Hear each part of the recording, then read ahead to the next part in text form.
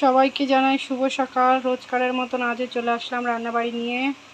এখানে কচু কেটে সিদ্ধ বসিয়ে দিয়েছি, লাল শাক কেটে নিয়েছি, এখানে ডিমের ঝোল হবে পটল দিয়ে আলু দিয়ে, এখানে মশলাও করে নিয়েছি। ডিমটা ভেজে নেওয়া হচ্ছে, ডিমটা প্রায় ভাজা হয়ে গেল। পটলটাও ভেজে নেওয়া হচ্ছে।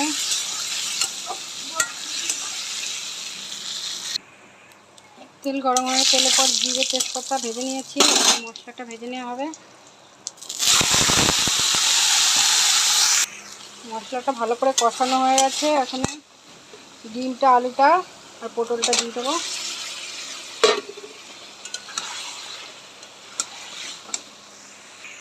ভালো করে কষানো হয়ে গেছে, এখন গরম জলটা দিয়ে দেবো।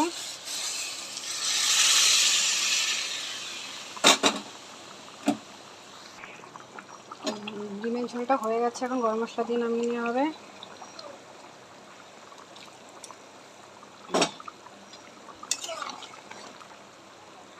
দেখো আমার ডিমের ঝোলটা কমপ্লিট। কচু শাকের জন্য তেল বসিয়ে দিয়েছি, রসুনটা ভেজে নেব। কালো জিরে, শুকনো লঙ্কা, তেজপাতাটা দিয়ে দেবো। রসুনটা ভাজা হয়ে গেছে,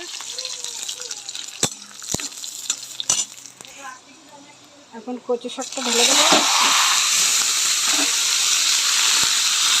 কচু শাকে হলুদ দিয়ে দেবো,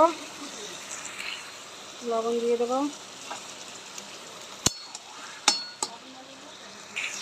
কেটে রাখা কাঁচা লঙ্কাটা দিয়ে দেবো।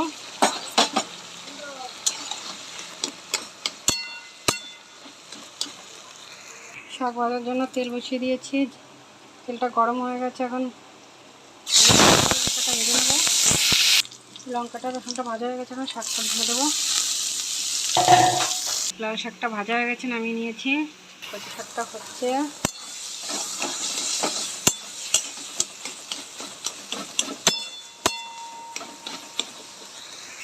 কচু শাকটা হয়ে গেছে, এখন নামিয়ে নেব।